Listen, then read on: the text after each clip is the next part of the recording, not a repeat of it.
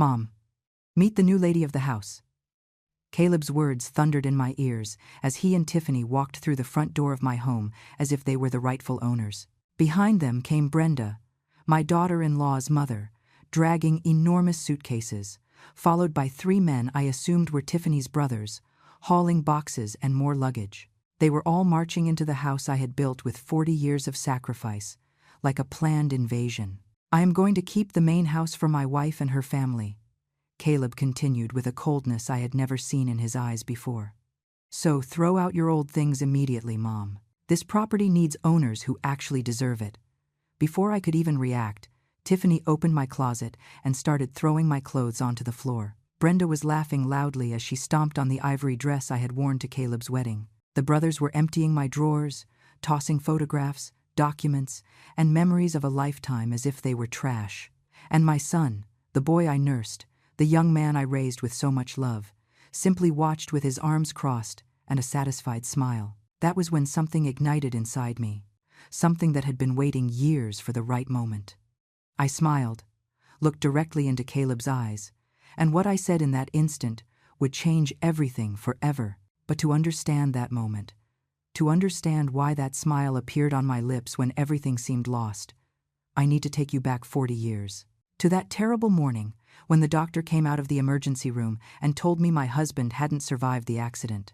I was 27 years old, with 2 small children, Caleb, 3 years old, and Wyatt, just one in a property that was little more than a barren lot with a small wooden shack that barely kept out the rain. What I didn't know then was that my husband had also left behind debts totaling $30,000, a figure that seemed as high as the mountains surrounding our town. I remember that first night alone, sitting on the floor of that little shack, with my 2 babies asleep on an old mattress, watching the stars through the holes in the roof. I cried until there were no more tears left. And when the crying stopped, something else appeared. A fierce, wild determination that I never knew I carried inside. I stood up, wiped my face, and made myself a promise. My children would never go hungry, they would never sleep on the street, and one day this land would be prosperous. Even if I had to break myself in the attempt, and I almost did break. I worked at everything I could find. I cleaned houses in the mornings, from 6 until noon, earning barely $5 a house.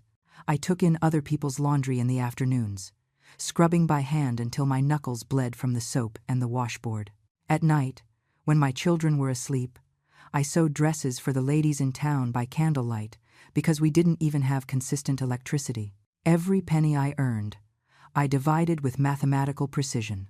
50% to feed my children, 30% to pay off the debts little by little, and 20% to buy construction materials. Brick by brick, beam by beam, I built a bigger house with my own hands. I learned to mix cement by watching the local masons.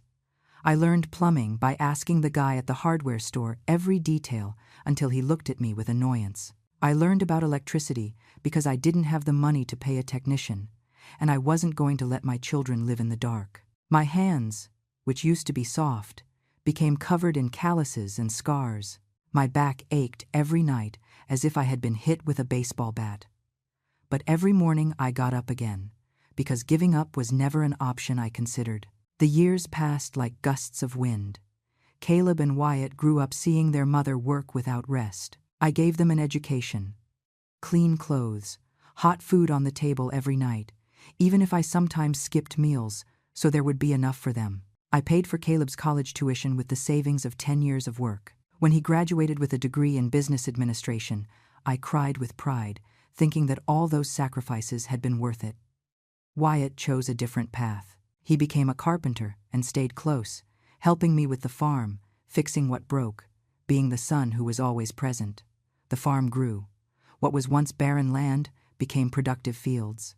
I planted fruit trees that now gave generous harvests. I built barns and raised livestock.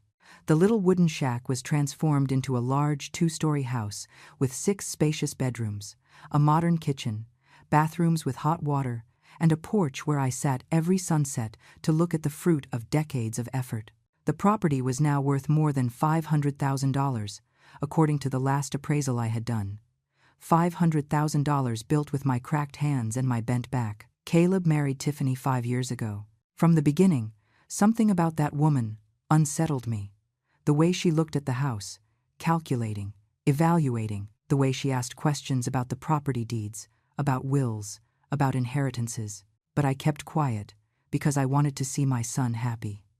Brenda, Tiffany's mother, started visiting us frequently after the wedding, always with comments about how big the house was, about how much wasted space there was, about how I was already too old to maintain all that alone. 6 months ago, the hints became direct pressure.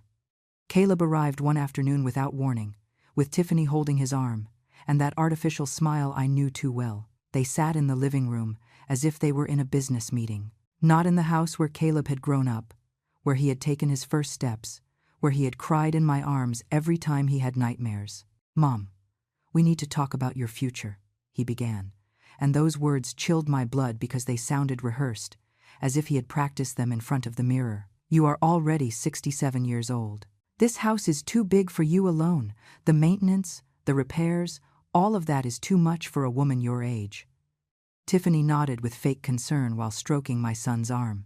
"We've been thinking, Mom, that the best thing would be for you to move into the little shack out back, the one you used to use to store tools. We could fix it up, put in a decent bathroom, and you would be more comfortable in a manageable space." I stared at them in silence, feeling how each word was a stab wound disguised as concern. "And what would you two do with the big house?" I asked with a calm that surprised even me. Caleb cleared his throat, avoiding my gaze. "Well, Mom, Tiffany and I need space. We want to have children soon, and this house has the perfect rooms for a growing family. Plus, Tiffany's family could visit us frequently, stay for long periods. Her mom, Brenda, is alone too, you know? It would be good to have her close." There was the real reason behind all that conversation wrapped in gift paper. They didn't want to take care of me. They wanted my house. They wanted the property I built with 40 years of blood and tears. "No," I said simply. A single word, firm, without explanations. Caleb's face hardened instantly. "Mom, you're not being reasonable. Think about your health, your safety. What happens if you fall and there's no one around to help you? What happens if you have a medical emergency?" Tiffany leaned forward with those calculating eyes. "Besides, Mom, Wyatt lives 20 minutes from here. He could take care of you better if you were in a smaller, more manageable space. Don't you think it's selfish of you to keep this whole property just out of pride?" The word selfish resonated in the room like a slap. Me, who had broken my back to give them everything, was now the selfish one for wanting to keep what belonged to me. I stood up, and they interpreted it as weakness, as if I were about to give in. "I want you to leave," I said with a quiet but firm voice. "This is my house. I built it. The documents are in my name, and as long as I have breath in my body, I will stay here." Caleb stood up abruptly, his face red with fury. "You are a stubborn, ungrateful old woman. After everything I've done for you, is this how you repay me? Do you know how many times I've had to listen to Tiffany complain that my mother lives like a queen while we pay rent on a tiny apartment?" That confession broke my heart. Rent? Caleb earned a good salary as an administrator. Why were they paying rent when they could have saved for their own house? Unless they were spending the money on other things. Tiffany took Caleb by the arm, pretending to calm the situation, but her eyes looked at me with a cold, calculated hatred. "Let's go. Honey, you'll see that your mother will come to her senses when she thinks clearly. Sometimes old people need time to accept what is best for them." They left, slamming the door, and I remained standing in the middle of the living room I had built with my own hands, feeling for the first time in 40 years that perhaps I had made a mistake. Not in defending my property, but in spoiling Caleb so much that he now believed he had the right to take what did not belong to him. That night I couldn't sleep. I walked through every room of the house, touching the walls I had raised, remembering every stage of construction. This was where Caleb had learned to walk. Over there, Wyatt had drawn his first scribble on the wall, and I didn't have the heart to erase it for years. I had designed this kitchen myself, saving for 3 years to buy the wooden cabinets. I had planted the front garden with my own hands, every rosebush, every bougainvillea. How could Caleb ask me to abandon all this, as if it meant nothing? I called Wyatt the next morning. My younger son arrived in less than half an hour. with that genuine concern on his face that Caleb had lost long ago. I told him everything. Wyatt clenched his fists, and I saw in his eyes the same determination I had. Mom, this isn't going to stay like this. Caleb is being manipulated by that woman and her family. I've heard rumors in town about Brenda. They say she already did something similar with her first husband's property. The man ended up in a nursing home while she sold the house. A shiver ran down my spine. Was it possible that this was a plan elaborated since before Caleb even met Tiffany?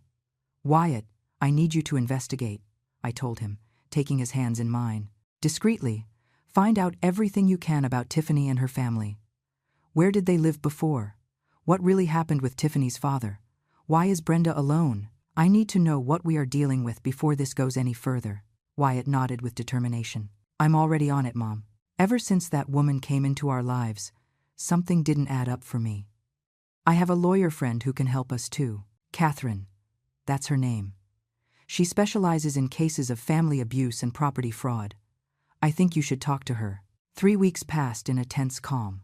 Caleb didn't visit me again, didn't call me, didn't answer my messages. It was as if I had died to him simply for having said no. Wyatt, on the other hand, came every 2 days with new reports. What he discovered kept me awake for entire nights. Tiffany wasn't who she said she was. Her real name was Jessica. She had changed her legal identity 6 years ago after being involved in a scam case against an elderly man in another city. Brenda, her mother, had had 3 husbands, all of them older men with properties.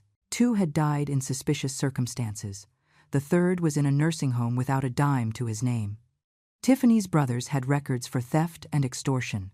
Sitting across from Catherine in her office downtown, I felt for the first time in weeks that I wasn't alone in this battle. She was a woman of about 45, with intelligent eyes and a direct way of speaking that I liked from the first moment. Eleanor, what you are telling me is more common than you imagine, she said while reviewing the documents Wyatt had compiled. These families operate with a specific pattern. They identify older people with valuable properties, infiltrate someone young and attractive into the children's lives, and then the psychological pressure begins. First, it's reasonable requests, then veiled threats, finally direct emotional blackmail. And in many cases, they achieve their goal. I leaned back in the chair, feeling the weight of those words. What can I do? I don't want to lose my son, but I'm not going to hand over what took me a lifetime to build either. Catherine leaned forward, with an intensity in her gaze that gave me hope. First, we are going to protect your assets legally. I need you to sign some documents that will prevent any transfer of property without your explicit consent before a notary. Second, we are going to document every interaction you have with Caleb, Tiffany, or any member of that family. Record conversations if possible, save text messages, emails, everything. Third, and this is the most important thing, I need you to trust me and follow my instructions to the letter when the time comes, because they are going to intensify the pressure. They always do when they sense resistance. Her words scared me and strengthened me at the same time. Do you think they are going to try something more drastic? I asked. Although deep down I already knew the answer. I am sure of it, Catherine responded without hesitation. And when they do, we will be prepared. I didn't have to wait long. 4 days after my meeting with Catherine, Caleb appeared at the farm again. This time he came alone, without Tiffany, and for a moment my mother's heart filled with hope, thinking that perhaps he had reconsidered, that he was coming to apologize, to return to being the son I knew. How naive I was. He sat across from me on the porch with an expression I had never seen on him, a mixture of cold determination and something I struggled to recognize at first, but finally identified as contempt. Mom, I'm going to give you one last chance to do this the easy way. He began without even greeting me, without asking how I was, without a minimum gesture of affection. Tiffany is pregnant. We are going to have a son, your grandson. And that child needs to grow up in a decent house, not in the miserable apartment where we live now. The news of a grandson should have filled me with joy, but the way he said it, like a negotiation tool, like a weapon aimed at my heart, turned my stomach. Congratulations, Caleb, I said with a neutral voice, showing no emotion. I hope you are very happy as parents.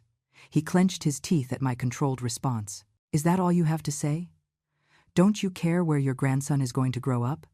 Don't you care that your own son is living in difficult conditions while you treat yourself to luxuries in this huge house? I kept silent, remembering Catherine's words about documenting everything.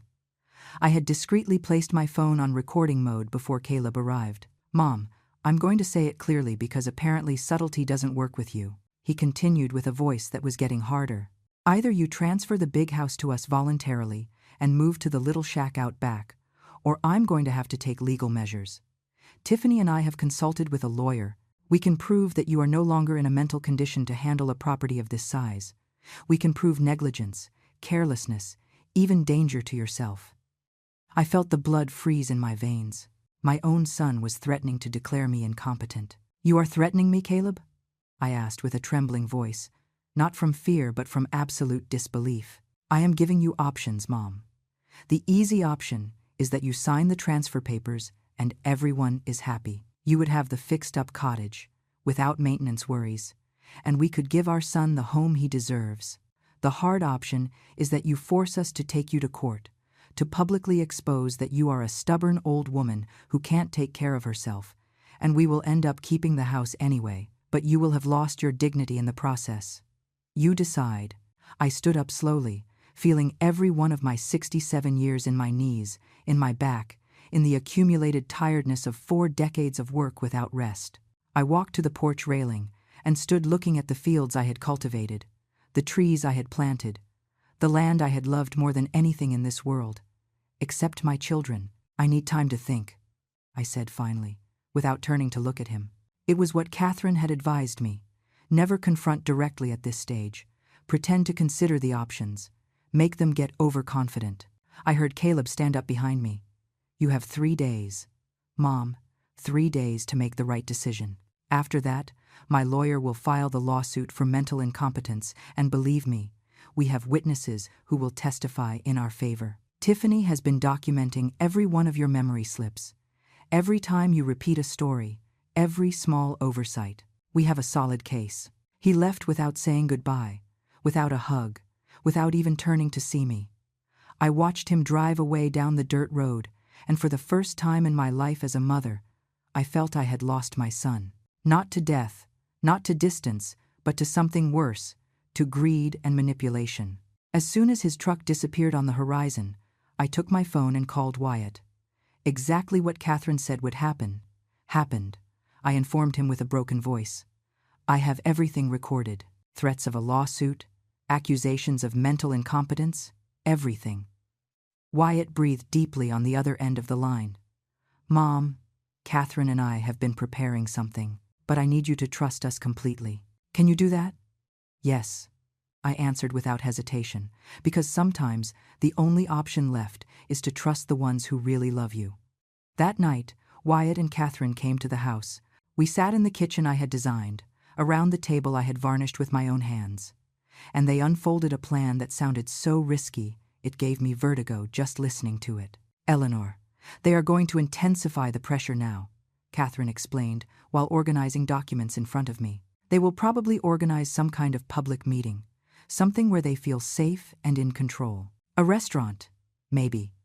They will want witnesses to see how you sign the documents voluntarily, to avoid future legal problems.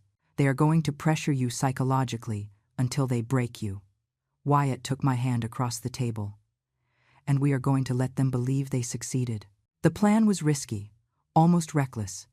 But as I listened to Catherine explain every detail, I understood that it was the only way to protect not only my property, but to expose the truth of what Caleb and that family were trying to do to me.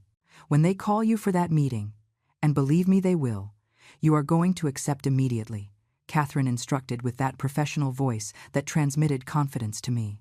You are going to show initial resistance, but then weakness. They need to believe they are breaking you, that you are on the verge of giving in. Meanwhile, I will be gathering the last pieces of evidence we need. Wyatt will handle the technical part, and when the moment comes, we are going to turn the tables completely.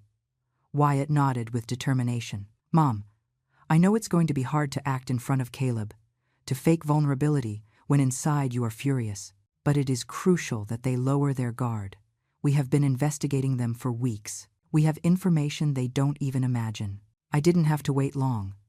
On the second day, just as Catherine had predicted, I received a call from Tiffany. Her voice was sweet, cloying, so fake it made me nauseous. "Mom, I'm so sorry about how things went the other day." Caleb was very stressed. You know how he is when he has pressure at work. "But we've been talking, and we think it would be good for us all to meet, in a neutral environment, to discuss this as a civilized family. What do you think if we have dinner together tomorrow at the bistro? It's that nice restaurant downtown, the one overlooking the town square. We can talk calmly, without pressure, and reach an agreement that benefits everyone." Every word was a lie wrapped in poisonous honey, but I followed the script we had prepared.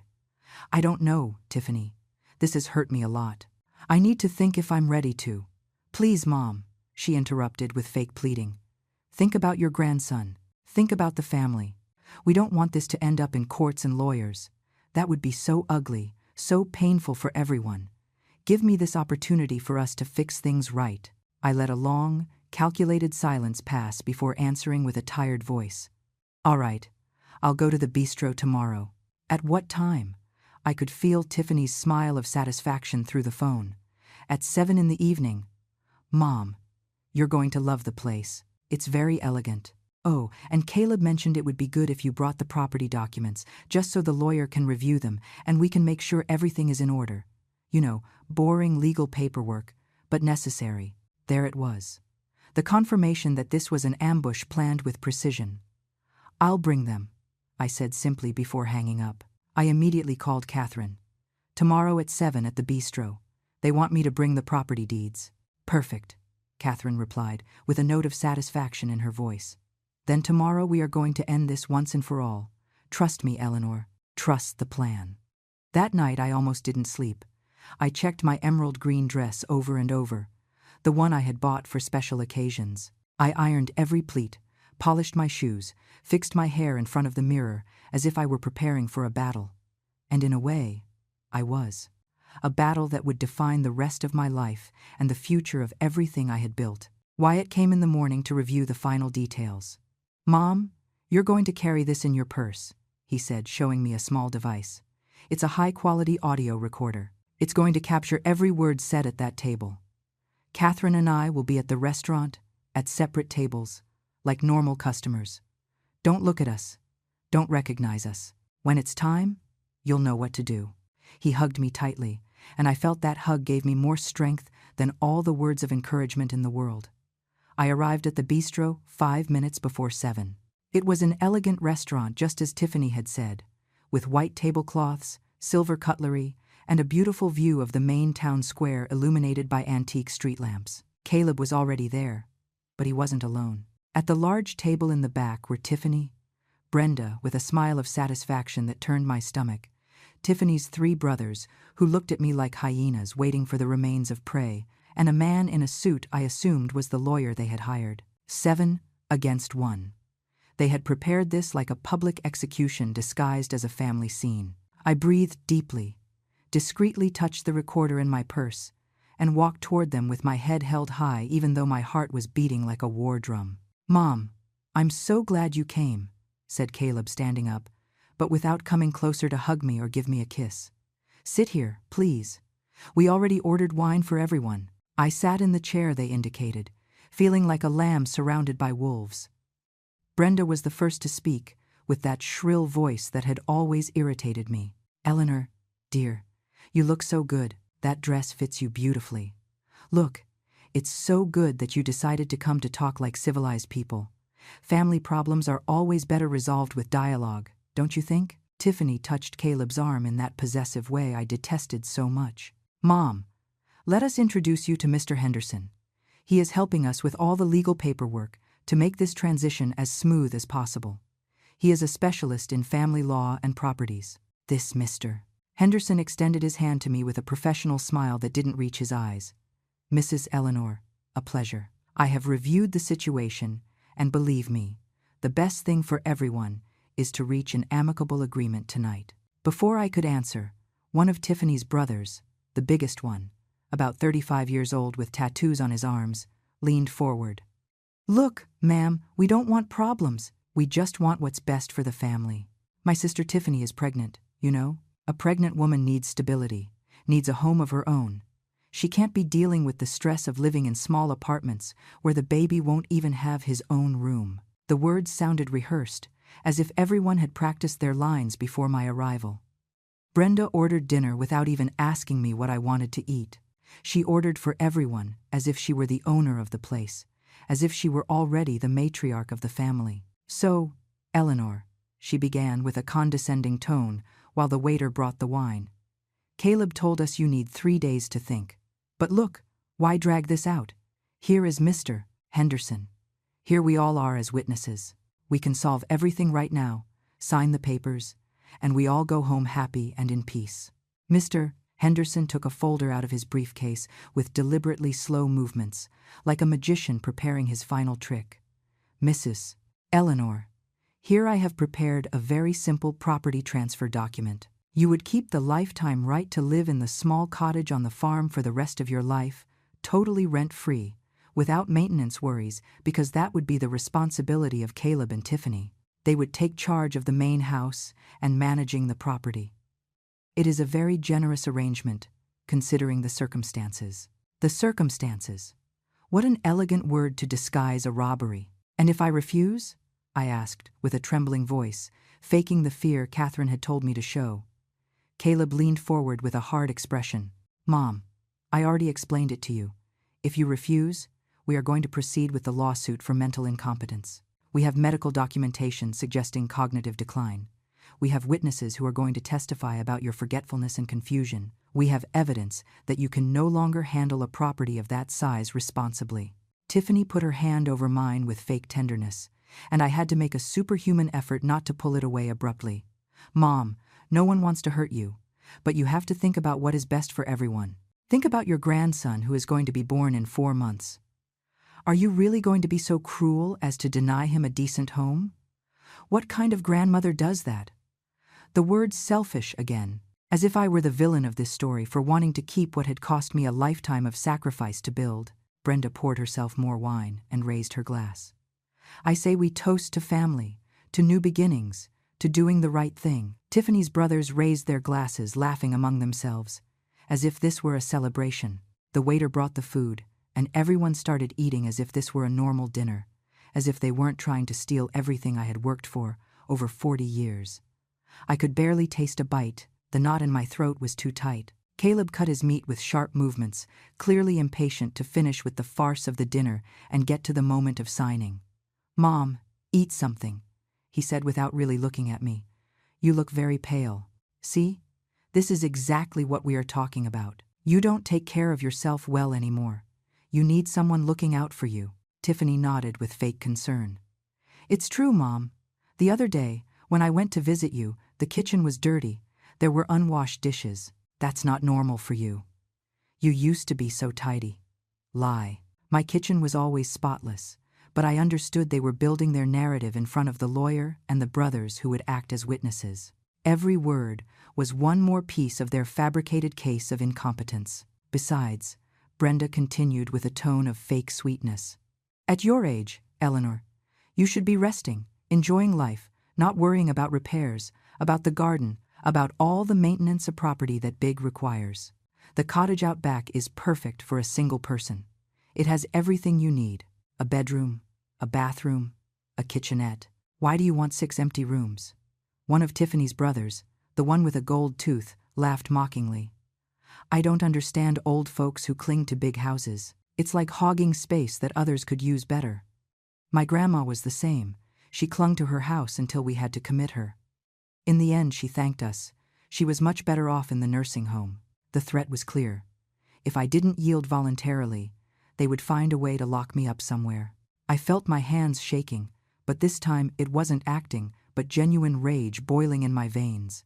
Mr. Henderson took out the documents and spread them in front of me with an expensive pen. "Mrs. Eleanor, I have prepared everything to make this as simple as possible.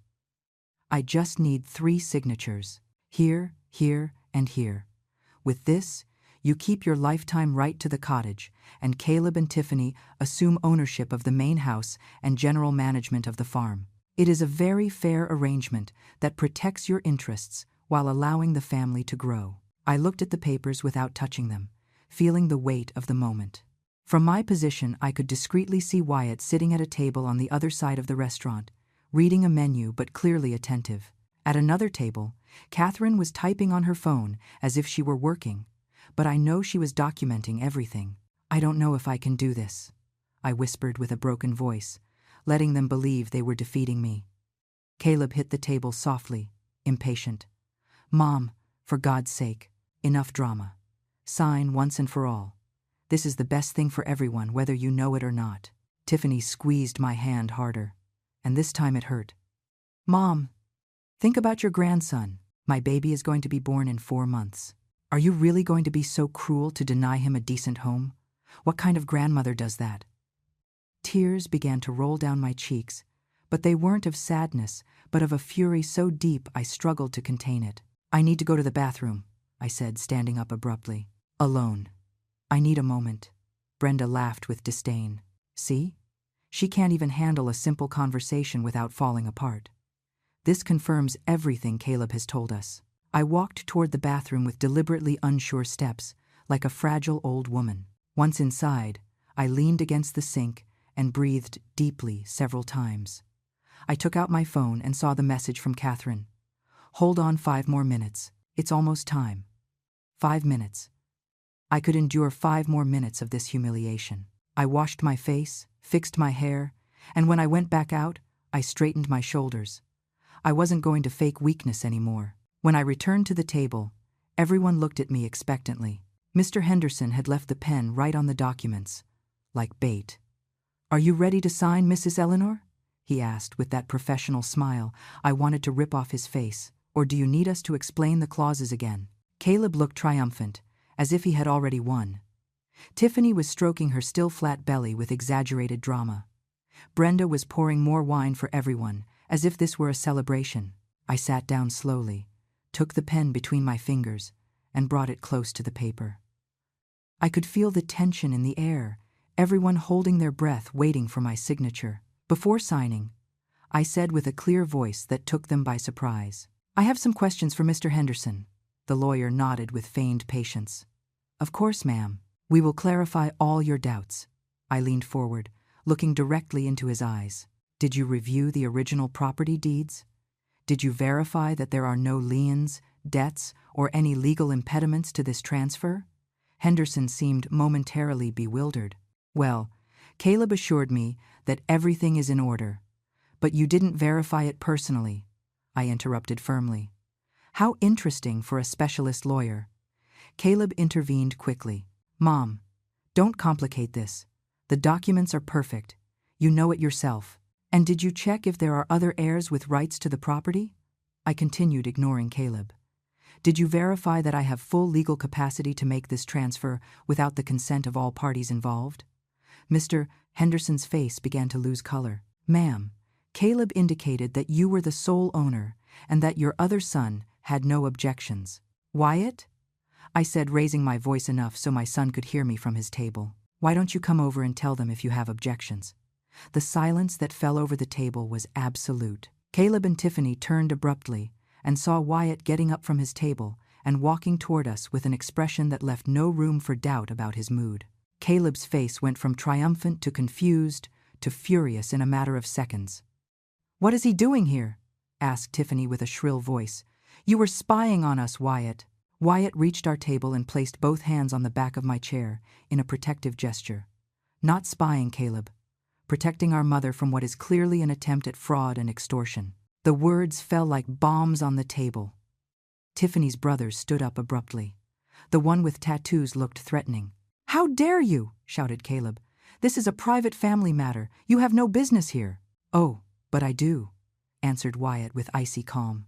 As a co-heir to the property, I have every right to be present when you try to manipulate my mother into signing fraudulent documents. Mr. Henderson began to pack his papers quickly.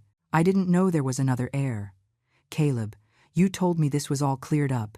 Sit down, Mr. Henderson, said another female voice from behind. We all turned to see Catherine approaching the table with a briefcase in her hand and a professional expression that commanded authority. I am Catherine Miller, Mrs. Eleanor's attorney, and I have some things to show everyone. Panic began to reflect on Tiffany and Brenda's faces. What is this, Caleb? Whispered Tiffany with a trembling voice. You said this would be simple. Catherine opened her briefcase and took out a thick folder. Simple it is. Fraud is the correct word. Extortion, attempted dispossession, identity theft. Want me to continue? Brenda stood up abruptly.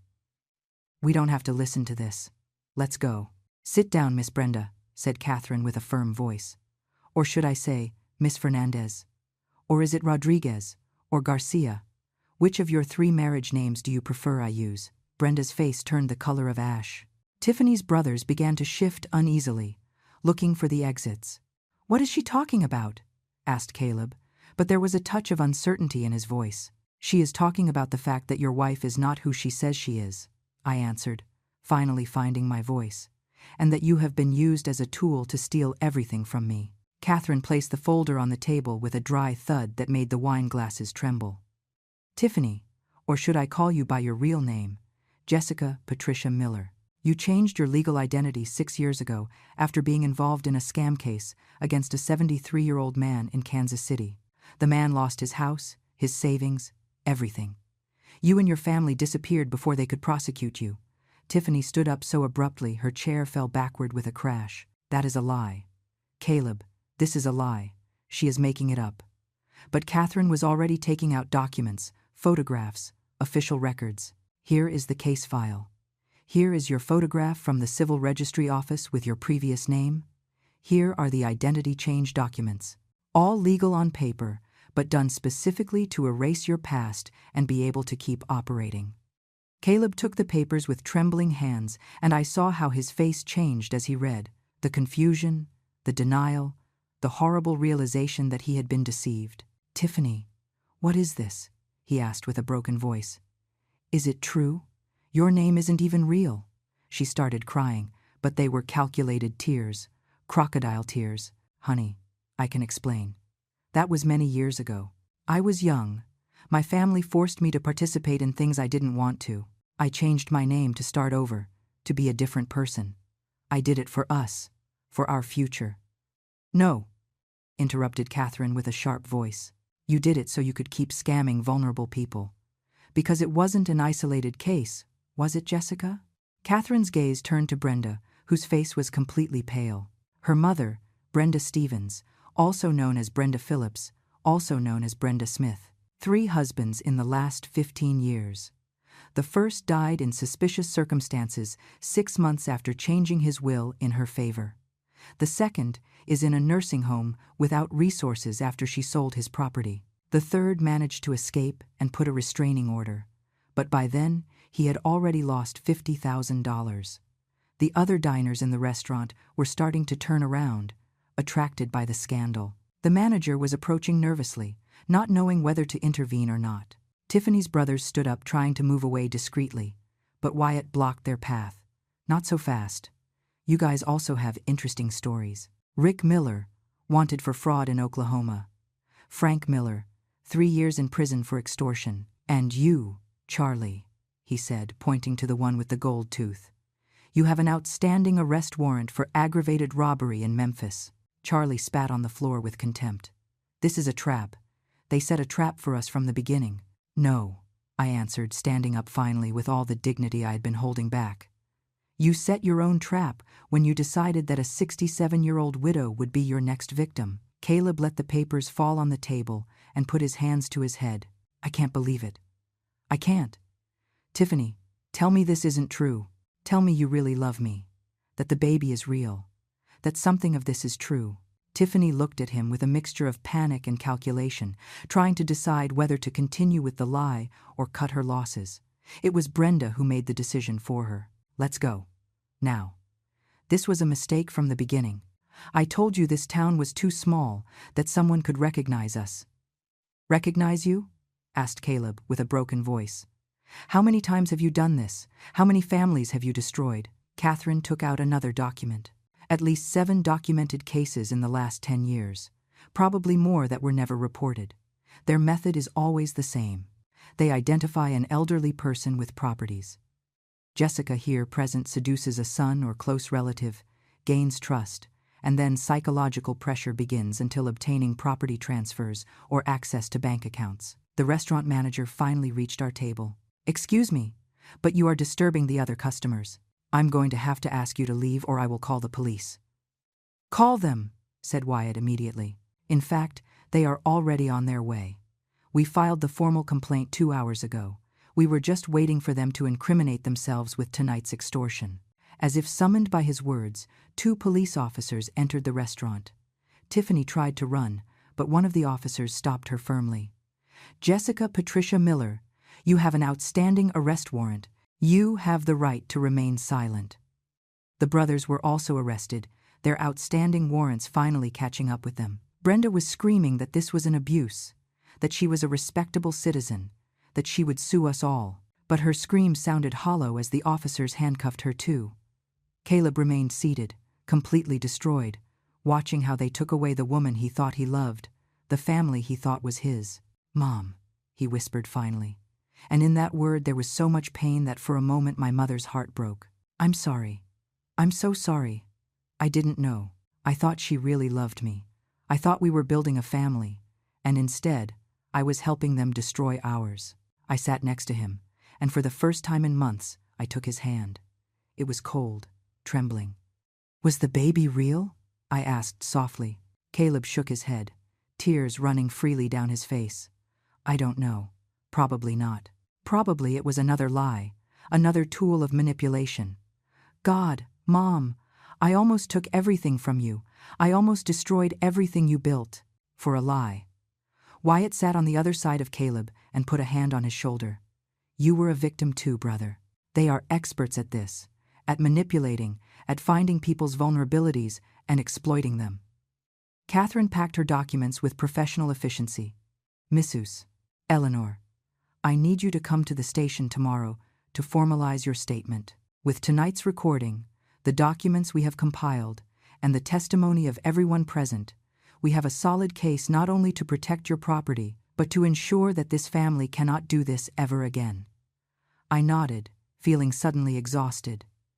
Mr. Henderson, who had remained silent all this time, stood up with his face red with shame. "I didn't know. You have to believe me." Caleb presented the case to me as a simple family transfer. If I had investigated further. "You should have investigated," said Wyatt harshly. "It's your job, and you are almost an accomplice to fraud due to negligence." The lawyer left quickly, probably fearing for his professional license. The manager asked us kindly to leave, offering that dinner would be on the house given the circumstances. We walked out of the restaurant onto the town square, where people were strolling without any idea of the drama that had just unfolded. Caleb walked between Wyatt and me, defeated, ashamed, but finally free from the claws of that manipulative family. "Can you forgive me, Mom?" he asked with a childlike voice, like the little boy who used to come to me when he was scared. "I almost took everything from you. Almost. Almost. But you didn't," I answered, squeezing his hand. "And yes, I can forgive you. But understand something, Caleb. Forgiveness doesn't mean things go back to how they were immediately. We are going to need time, difficult conversations, and above all, you are going to need professional help to process all this." He nodded, wiping his tears with his sleeve. "Whatever is necessary. I will do whatever is necessary to rebuild our relationship. Wyatt, I owe you a huge apology too. I treated you badly. I thought you only wanted the inheritance for yourself, when in reality you were the only one seeing the truth." Wyatt hugged his brother, and seeing them together again, even if under such painful circumstances, filled me with a hope I hadn't felt in months. "We're brothers," said Wyatt simply. "Brothers protect each other, always." Catherine said goodbye with the promise to call me the next day to coordinate the next legal steps. I remained standing in the square with my 2 sons, looking at the stars shining over the town where I had built my life. "And now what, Mom?" asked Caleb. "Now," I answered firmly, "we go home, to our home, and we are going to start the long process of healing as a family. But this time, with honesty, with respect, and with the understanding that family love isn't measured in properties or inheritances, but in being present when it really matters." The following days were a whirlwind of statements at the police station, meetings with Catherine to ensure all legal documents were in order, and long conversations with Caleb that sometimes ended in tears, others in uncomfortable silence, but always with a small step forward. Wyatt stayed at the farm during those weeks, occupying one of the guest rooms, and his constant presence was the anchor that kept me steady when emotions threatened to overwhelm me. Caleb came every day, punctual, with an expression of permanent guilt on his face, trying in 1,000 ways to make up for the damage he almost caused. But I knew that healing wouldn't come from grand gestures, but from consistency, from time, from the genuine will to change. One afternoon, 2 weeks after that disastrous dinner at the steakhouse, the three of us were sitting on the porch drinking coffee as the sun began to descend, painting the sky orange and violet. Caleb looked at the fields with a thoughtful expression, and I could see in his eyes the same wonder I felt when I contemplated everything I had built. "I never really understood what this place meant to you, Mom," he said, finally breaking the silence. "I saw the house, the fields, and only thought about monetary value, about how much it could be sold for, about how I could solve my financial problems. I never saw the sacrifice behind every brick, the sweat in every fence, the sleepless nights you dedicated to raising all this." He turned to look at me with reddened eyes. I was so selfish, so blind. And the worst is that Tiffany, or Jessica, or whatever her name is, just had to push the right buttons, and I became someone I don't recognize. Wyatt poured more coffee with slow movements, letting Caleb speak, allowing him to get out everything he had been holding in. "She made me feel like I was a failure," Caleb continued with a trembling voice. "That I wasn't man enough because I couldn't give her the house she deserved, the luxuries other women had. She constantly compared our life with that of her invented friends, with families who supposedly lived in mansions while we paid rent on a small apartment. And I, instead of questioning her, instead of wondering why we spent so much money on unnecessary things that prevented us from saving, directed all my frustration toward you, toward the idea that you had something I deserved simply for being your son." The words were painful to hear, but necessary. "The truth," he confessed, looking at his hands, "is that I have debts. A lot of debts. Tiffany convinced me to take out loans to maintain a lifestyle we could never afford.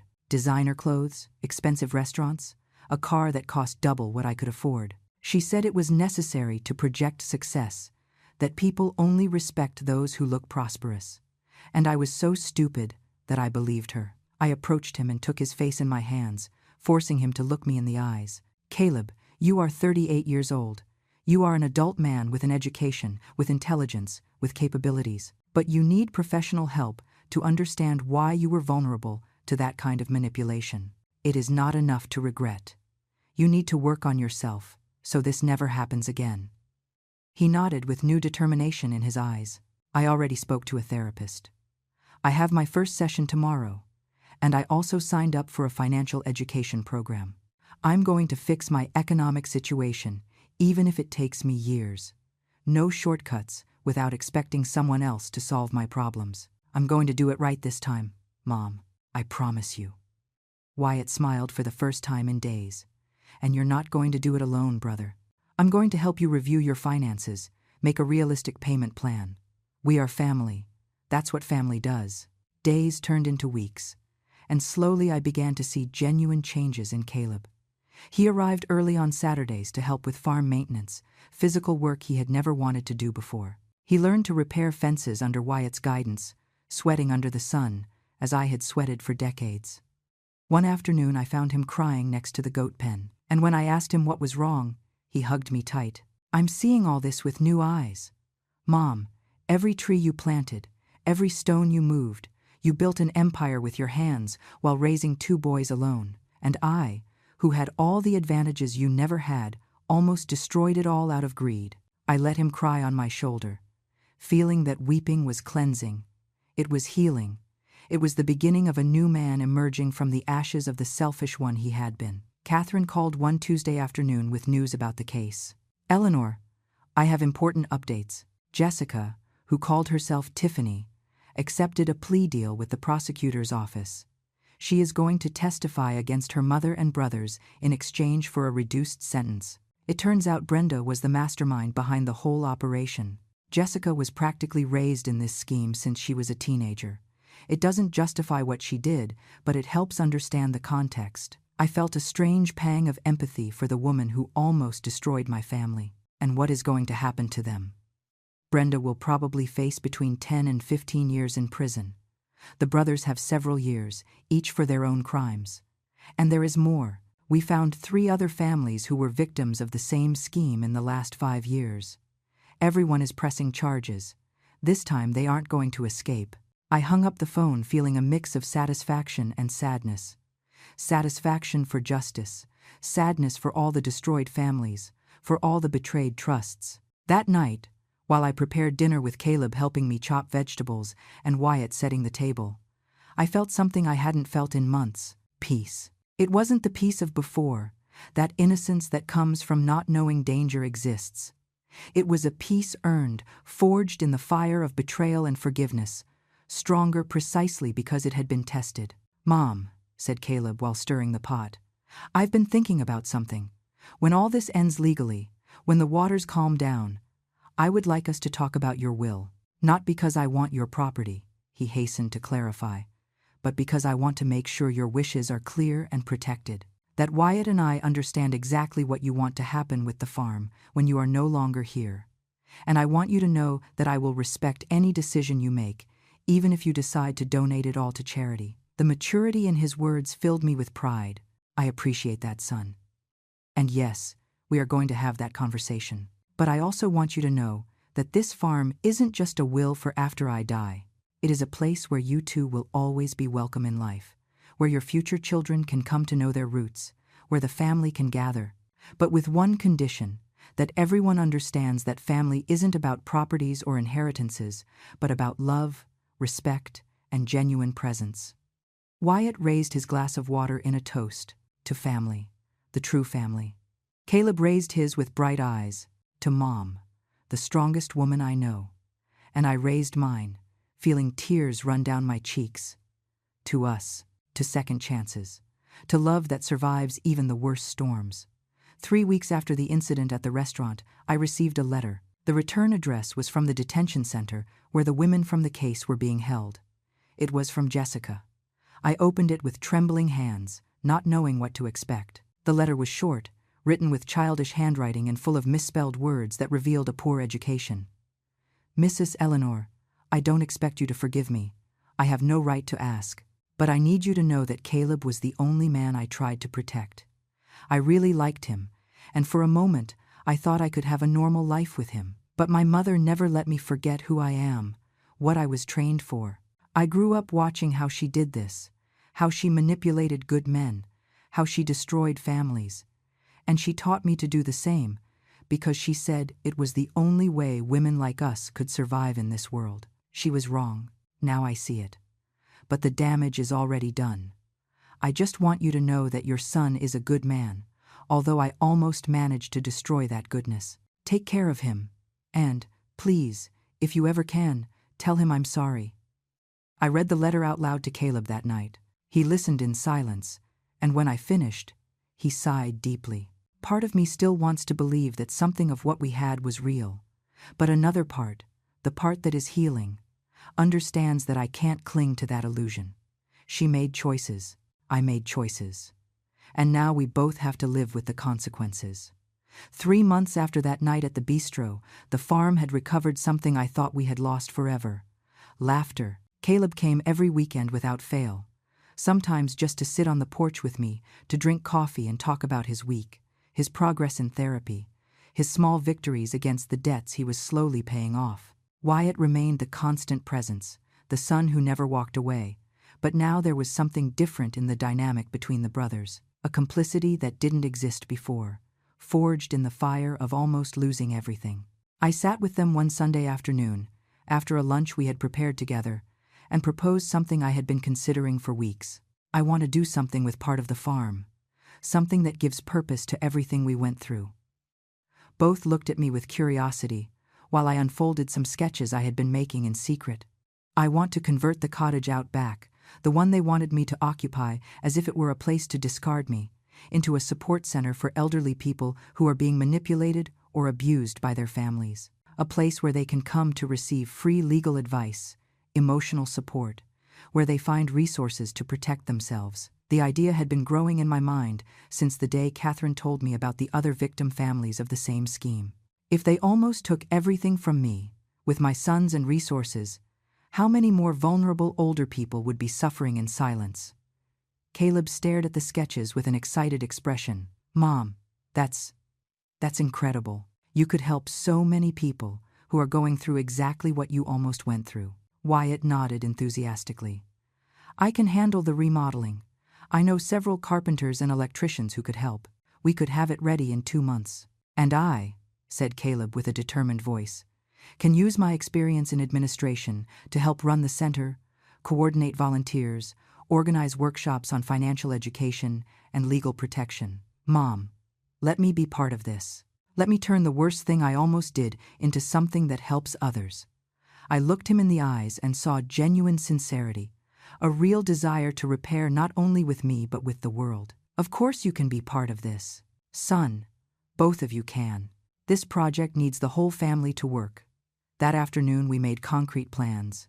Catherine had accepted to be the legal director of the center, offering her services pro bono 2 days a week. A friend of hers, a psychologist specializing in family abuse, offered to give free therapy to those who needed it.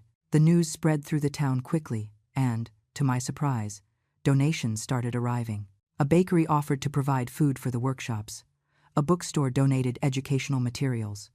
Older people who had suffered similar situations volunteered to accompany others in their processes. The remodeling of the cottage took exactly 8 weeks.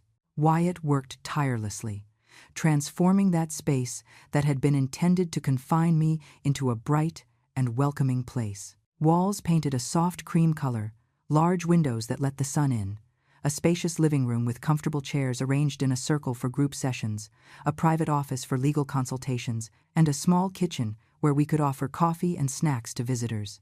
Caleb took charge of the entire administrative side, creating a registration system, coordinating schedules, designing information brochures that he distributed throughout the town and nearby towns. Seeing my 2 sons working together on this project filled me with a satisfaction that no property, no bank account could ever provide. The inauguration of the Eleanor Haven Support Center, as they insisted on calling it despite my protests, was a sunny day in June. More than 50 people arrived, town elders who wanted to know the services, families who had heard about our story, local officials who offered their backing, and media that wanted to cover this initiative. I stood in front of everyone, with my sons on each side, and felt a knot in my throat when I tried to speak. 4 months ago, I began with a trembling voice. I was about to lose everything I had built in 40 years. Not just my house, but something much more valuable, the trust in my own family. But what I discovered in that process is that crises show us who we really are, and also give us the opportunity to become who we want to be. I looked at Caleb, who had tears running down his face. My son made terrible mistakes. He hurt me in ways I thought I could never forgive. But he chose to do the hard work of changing, of facing his demons, of growing. And today he is here, not just asking for forgiveness with words, but proving it with actions. This center exists because my family survived. But more importantly, it exists so other families don't have to suffer what we suffered. Wyatt put his arm around my shoulders. Mom taught us that true strength isn't in never falling, but in getting up every time we fall. And in helping others get up too. The crowd applauded, and I saw emotional faces, some with their own stories of family abuse written in their wrinkles and tired looks. The first months of the center were intense but rewarding. Every Tuesday and Thursday we opened our doors, and older people arrived with stories that broke my heart. Mr. Roberts, 82 years old, whose children had forged his signature to sell his house. Mrs. Carter, 75, whose daughter-in-law had her practically imprisoned in her own room while using the rest of the house. Mr. Miller, 69, who discovered that his son had been emptying his pension account for years. Every story was a reminder that my experience hadn't been unique, that this type of abuse was much more common than society wanted to admit. Catherine worked tirelessly on every case, sometimes achieving favorable legal resolutions, other times at least giving these people tools to protect themselves. The psychologist, Patricia, led group sessions where participants shared their experiences, and gave each other mutual support. Caleb blossomed in his role as coordinator. I discovered he had a gift for connecting with older people, probably because he himself had been both perpetrator and victim of manipulation and understood both sides of the equation. He organized workshops on warning signs of financial abuse, how to protect important documents, how to have difficult conversations with adult children about money and inheritances. Seeing his passion and dedication was the clearest confirmation that his change was genuine. One afternoon, after everyone had gone, I found him sitting alone in the center, looking at the walls decorated with photos of the families we had helped. "What are you thinking about?" I asked, sitting next to him. He turned to me with a sad smile. "I'm thinking about how close I came to appearing in one of those photos from the other side, as the abusive son, the one who manipulates, the one who hurts.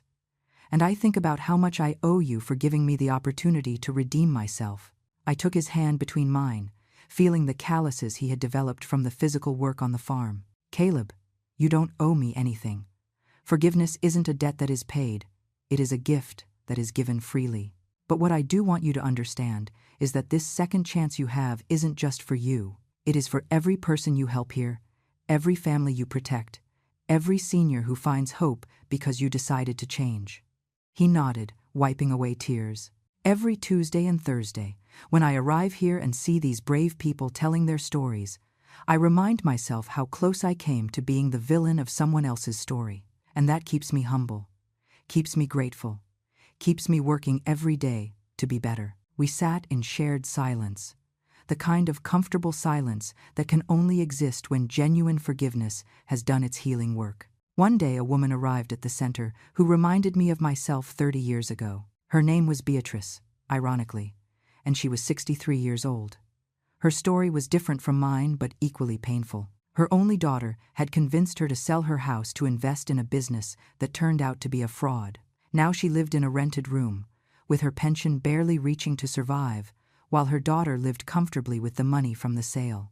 "I don't know what to do anymore," she sobbed, while Catherine reviewed her documents. "She is my only daughter. I love her. But she took everything from me and doesn't even answer my calls." I sat with her and took her trembling hands. "Beatrice, listen to me well. A mother's love is infinite, but that doesn't mean we have to allow them to destroy us. Loving our children also means teaching them that actions have consequences. My son almost took everything from me, and only when he faced those consequences was he able to change." The following months were a mix of deep healing and renewed purpose. The Eleanor Haven Support Center had become much more than a project. It was a movement. Stories of our work began to circulate through neighboring towns, and soon we were receiving calls from people hundreds of miles away, asking how they could replicate the model in their own communities. Catherine, with her legal experience and her passion for justice, began writing a procedure manual that could be used by other lawyers interested in elder abuse cases. Patricia, the psychologist, developed a workshop program that could be implemented anywhere. And Caleb, my son, who had been so lost, became the unexpected spokesperson for the importance of family responsibility. One September afternoon, almost 6 months after that terrible night at the bistro, I was watering the bougainvilleas in the front garden when I saw an unfamiliar car coming up the dirt road. My first instinct was alarm, a residue of trauma that hadn't completely disappeared.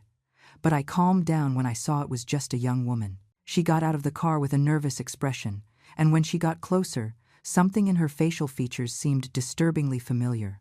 "Mrs. Eleanor?" she asked with a trembling voice. "I am. My name is Ashley. I am Jessica's younger sister, the one you knew as Tiffany." My body tensed automatically, but something in her eyes made me stay still, listening.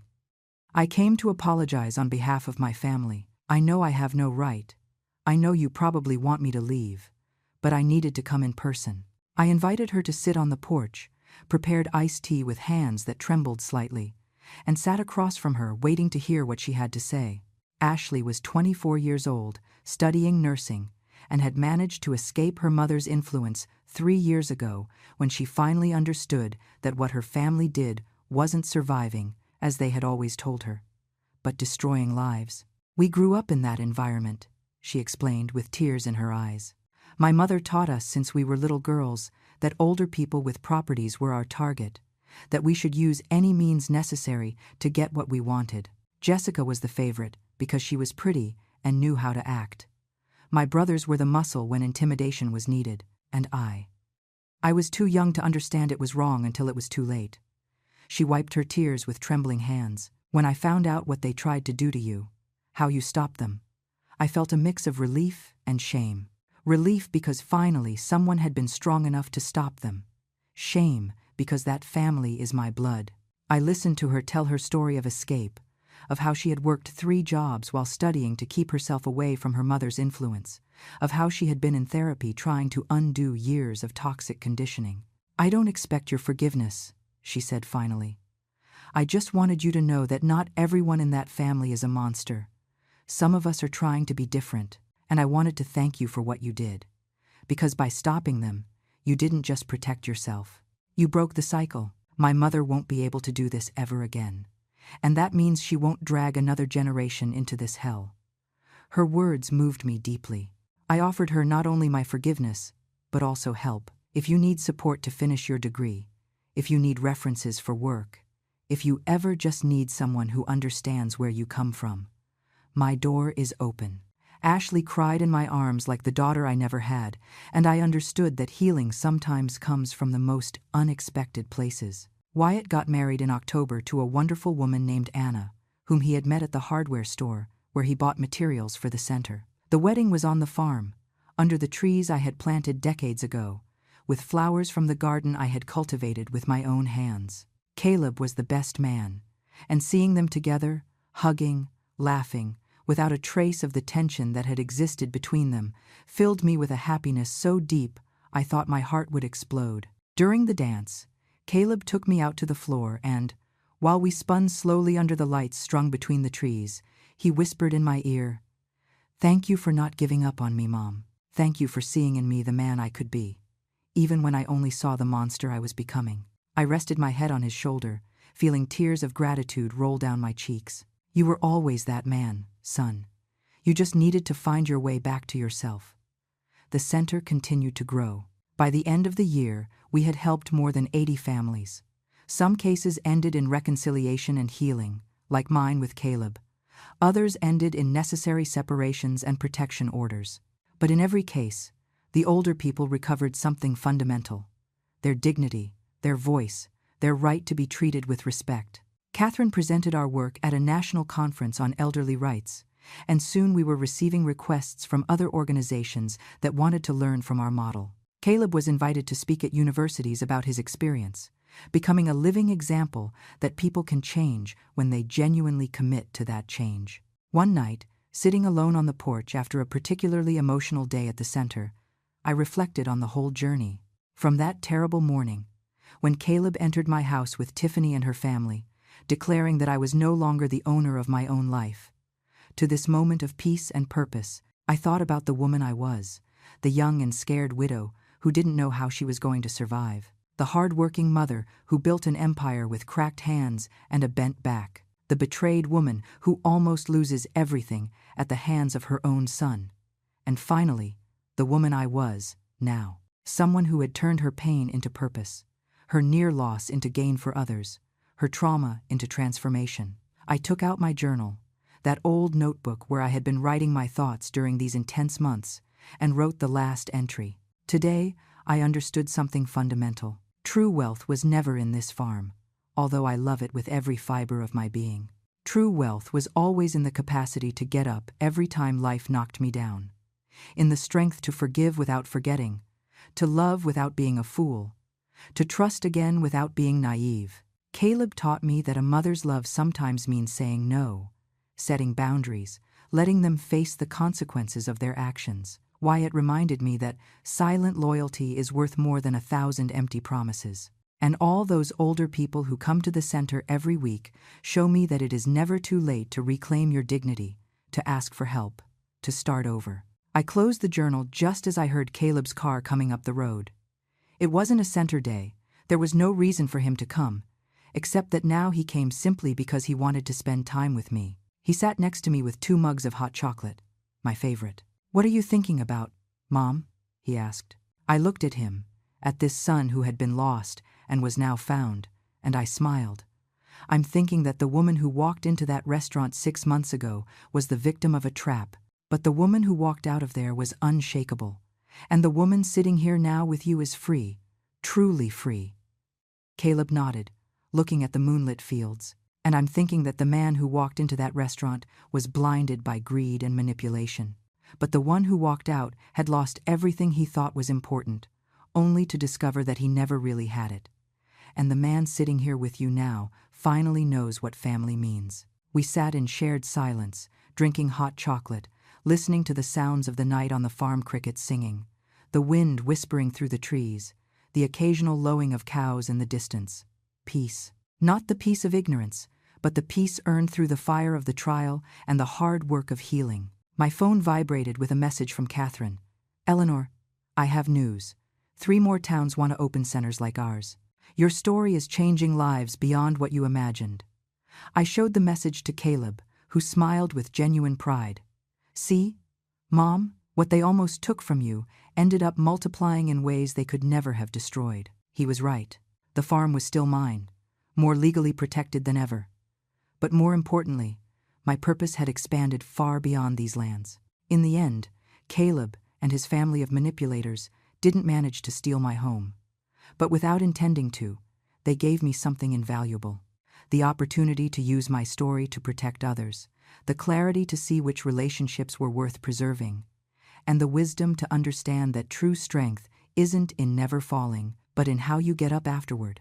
I leaned back in my chair, feeling the satisfying weight of a well-lived day's fatigue, surrounded by the love that matters, protecting the legacy I built not just for myself, but for all those who need to know that it is never too late to defend yourself, to heal, to start over. The farm was still mine, but more importantly, I was still mine, and no one, ever again, would take that away from me.